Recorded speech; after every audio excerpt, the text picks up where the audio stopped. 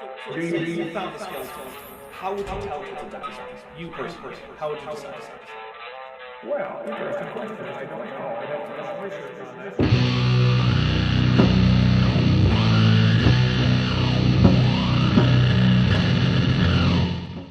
Hey there YouTube, the Dapper Dinosaur here.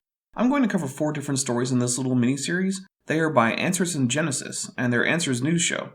Now, you probably already know that Apologia tends to cover this series, but he hasn't covered these, and they're a bit on the old side, so I hope I'm not stepping on his toes. Either way, a link to his channel is in the description, so you can see his coverage of Answers News in his series, Ham and Egg News. Anyway, let's see what our first story is.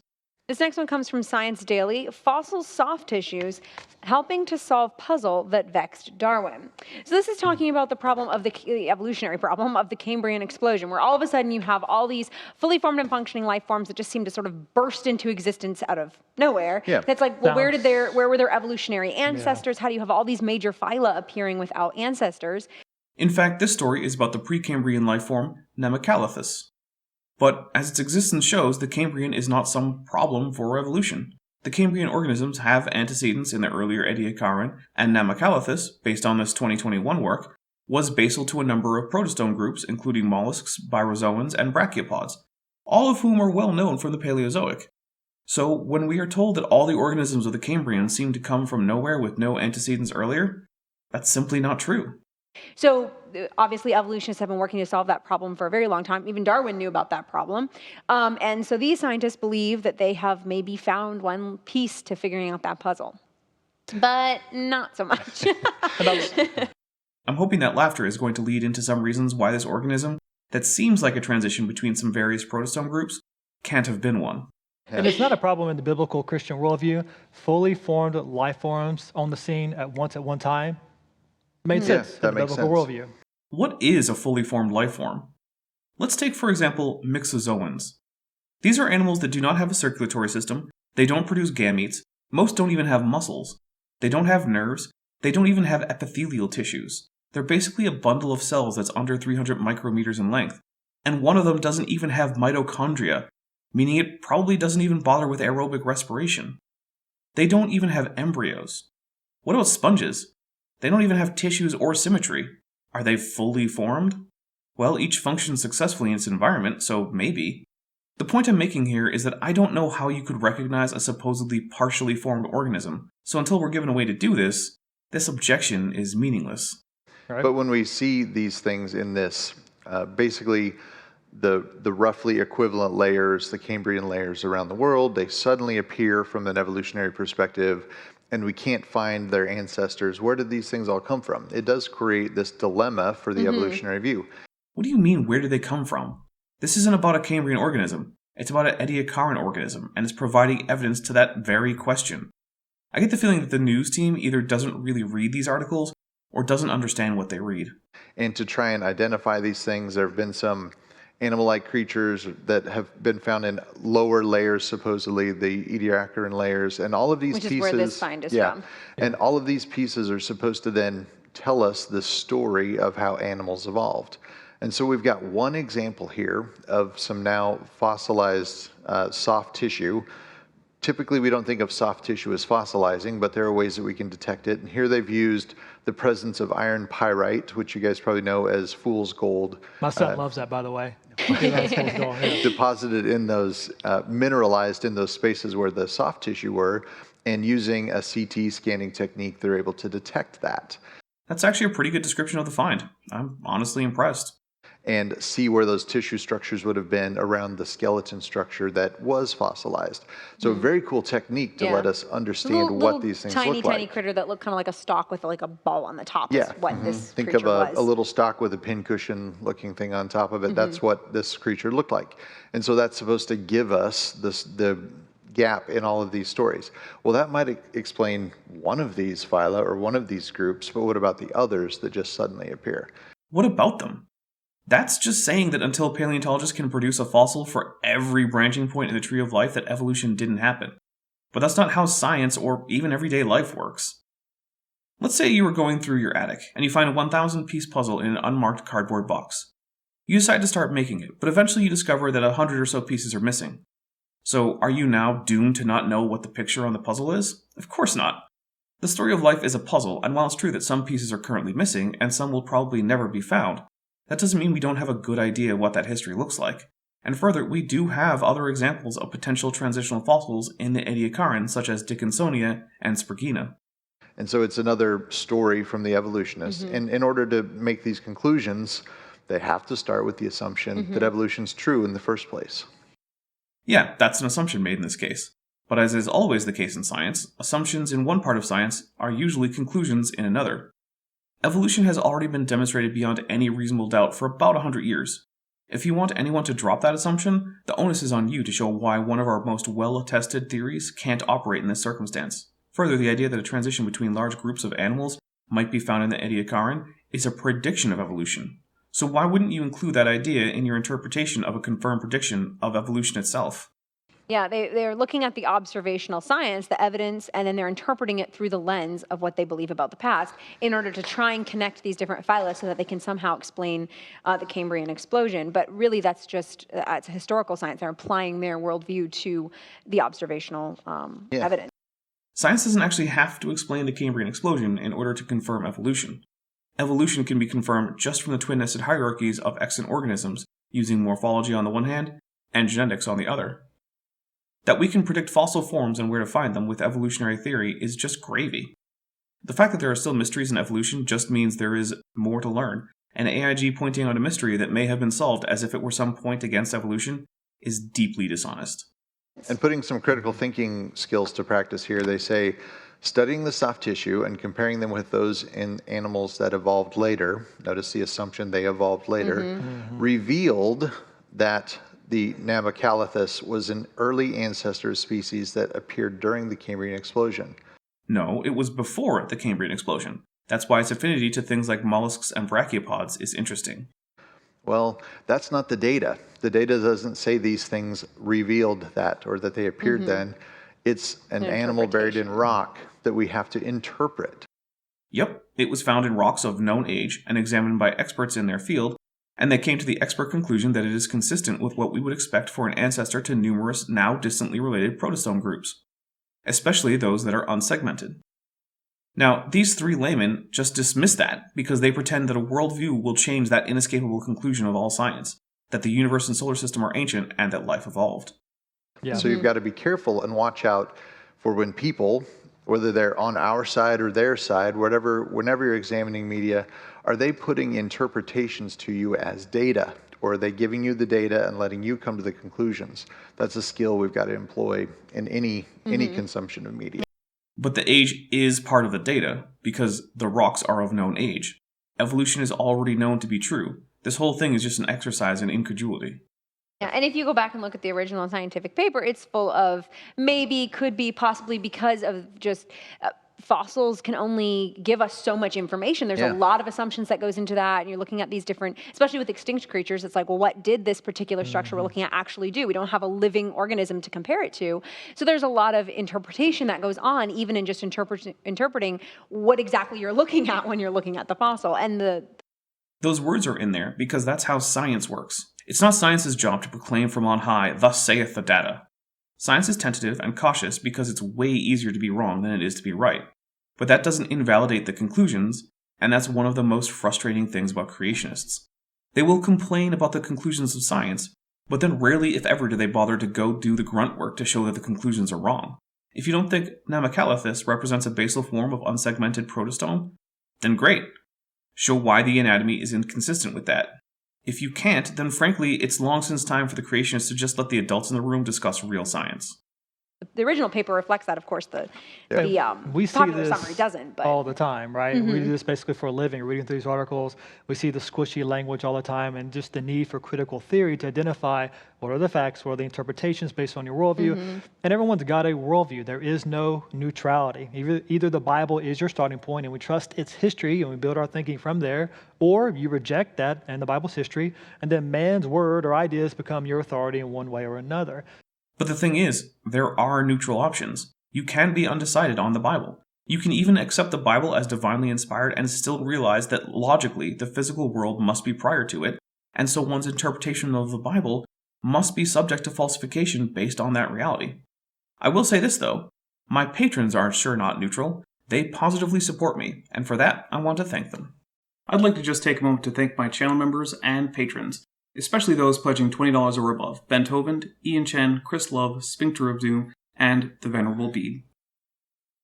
My channel members and patrons help make this a much more stable income, because as you might know, ad income varies wildly from month to month, even with the same number of views.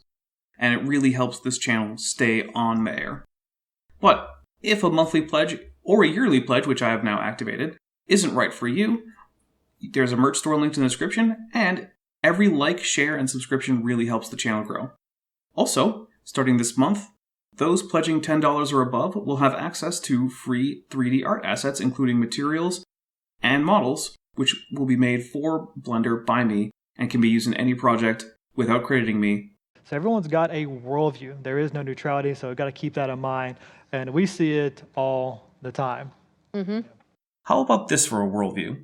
Your senses give you a reasonably accurate picture of your environment and are not generally deceived. The physical universe is prior to any statement about it. The physical universe operates according to consistent principles, rather than simply operating randomly. There you go, that's my worldview. And the thing is, that doesn't preclude God or the authority of the Bible. But if you make a claim about either that contradicts what is apparent in the universe, then that claim needs to be rejected. Unfortunately for AIG, their claims about the flood and biology are simply that, contradictory to basic reality. Because reality came before the Bible, and the Bible depends on reality to exist, reality wins anytime there is a conflict between your view of the Bible and reality. AIG's modus operandi of starting with a particular biblical interpretation is almost guaranteed to lead them astray, because they can only ever be right by accident, having no objective way to measure their subjective interpretation of the biblical texts. All right, our next one comes from phys.org. Tasmanian tiger pups found to be extraordinarily similar to wolf pups. Yep, the superficial resemblance of Tasmanian tigers and wolves started at an early age. It wasn't clear this would be so before the study. The need to be born very underdeveloped and attached to a teat in the mother's pouch, that is a characteristic of marsupials, puts a constraint on the growth of the skull. But apparently, that constraint was not so great that the baby thylacines did not resemble wolves from a very young age. Hey, have I told you I've been to Australia? You've mentioned it once or twice. Well, let's see. So you've been to Australia where the thylacines, the Tasmanian tiger or wolves are, and she's from Canada where they have wolves. There you go. There we You guys go. are totally qualified to talk about this story. Exactly. So, You gotta love it when even the creationists know that they're not qualified to talk about it. if you've ever seen a picture of a Tasmanian tiger, you can kind of see one a little bit on the screen there. Its head's kind of cut off a little bit. That cut off head is their fault. They could have just clicked on the picture, saved it, and put it up on screen. They look vaguely similar to wolves, but they're actually marsupials, not placental mammals. So they're in a very different group. And in evolutionary terms, that means they're separated widely. They're not closely related to one another. Yeah. So they are designed quite differently from wolves. So did different designers design them differently? Since we are continually told that common design means a common designer, how much different design is needed to conclude different designers? But yet, they look fairly similar. So, of course, evolutionists attribute that to convergent evolution, as they do anything that looks similar but isn't closely related. Right, because evolution predicts that when two distantly related organisms are presented with similar environments, they will superficially resemble each other, because the same gross morphology is favored. That's why ocean-going pterosaurs have similar wing shapes to ocean-going birds, because physics determines that, not an accident of ancestry. Yet when you look at the bones in each, you'll see that the wings are almost entirely different, except for the superficial. With a common designer, there is no reason not to simply swap out parts. Why not give pterosaurs and birds the same wings? If the intelligent designer is so smart that he can design the perfect tetrapod wing, then why isn't there a single tetrapod wing? There is no good reason for him to not do that, except that he might want to fool people into thinking evolution happened. In their view. So would you define that for everybody? What is convergent evolution? So convergent evolution is basically the idea that different unrelated organisms living in similar environments will evolve similar traits. Yeah, so they think of the niche that this organism fills in the environment. We can think of a wolf and the Tasmanian tiger being kind of the top predator, the apex predator in those areas. And because they need to do the same types of things to survive, chase down prey and eat their prey and all of those types of things, that they would become similar over time, even though their ancestor was a ways back. You might think of, we often call kangaroos the deer of Australia by analogy to here in North America, because they fill that same role. And so there's a form of convergent evolution there. Sometimes they look more similar than other times. We think of this presented in plants all over the world. They'll say, here's a desert plant that looks exactly like this desert plant, but they don't have any evolutionary connection. There, he is talking about euphorbs and cacti, which are only very distantly related. Succulent euphorbs inhabit deserts in the Old World, and cacti the deserts of the New World. As a result of nearly identical environments, they are superficially very similar, although careful examination makes it clear that they are not at all the same thing. So then the question is, why did God need two very different but superficially similar desert plants for separate parts of the world? And how did this dispersal pattern arise out of the ark? Biogeography alone just completely destroys the YEC flood idea. Why did God so carefully separate these two groups of plants in exactly the way that evolution explains, but that creationism simply has to shrug at? And we'd say they're just part of different created kinds. Right. And so God's given them those abilities, those physical features, those genetic traits that are passed on to their offspring, so that they can fill those roles in those different environments, in different spaces, especially after the flood, as things changed and they were adapting to those new situations. But that's just unfalsifiable. If you simply accommodate any and all biological data that seems odd to special creation by invoking the ineffable will of an all-powerful being, you can't know if you're wrong. And if you can't know if you're wrong, you have no reason to think you're right, since even if you are, it's only by chance, and there are essentially an infinite number of possible explanations for the data in all possible worlds. But basically, convergent evolution is arguing that two things may have similar features and not have a close ancient relative they came from.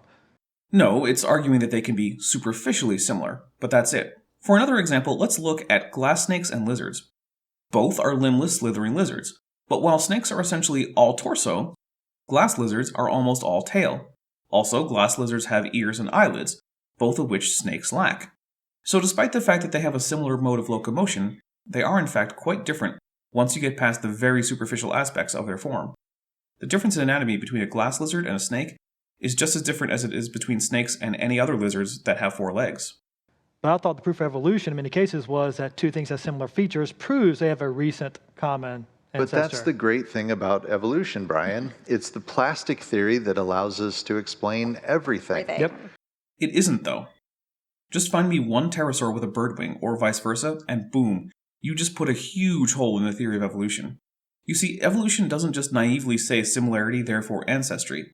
It requires careful attention to the underlying anatomy and an understanding of what kinds of patterns of features we can expect to see if evolution is true. Because there's only a small number of theoretically possible patterns we could see in organisms, evolution precludes simply copy-pasting features from distantly related organisms, such that we could find a horse with lion feet, or an eagle with a pteranodon wing. These things are impossible under evolution, because it requires all features of an organism to be based on those same features in the creature's ancestry. And even when creatures mimic each other, since neither is in the other's ancestry, when they do so, they remain fundamentally different in structure, despite superficial similarities. And when a theory can explain everything, it's really not useful for anything. There I agree. Too bad that it's actually the God just designed it that way argument, that in fact can accommodate any data. I just explained a few things that evolution could not explain if found. Please let me know when creationists bother to do the same.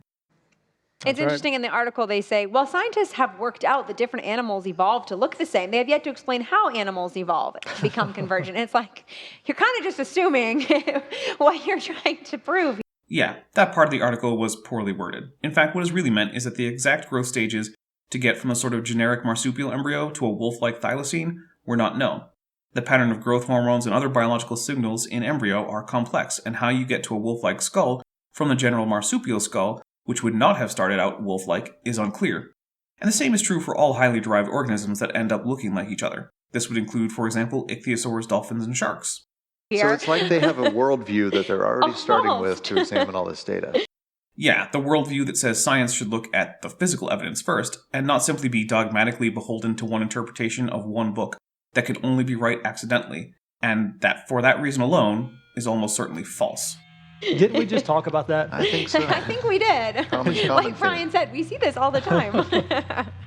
Yep, you sure do see actual scientists taking the data as is and not fitting it to some a priori biblical conclusion, for no good reason. But with that, I'm going to leave you. Next time, I'll take a look at a couple more stories that AIG covered way back when. Next time, it will be about the platypus and abiogenesis. In the meantime, don't forget to like this video if you liked it, and subscribe if you haven't already. I'm the Dapper Dinosaur.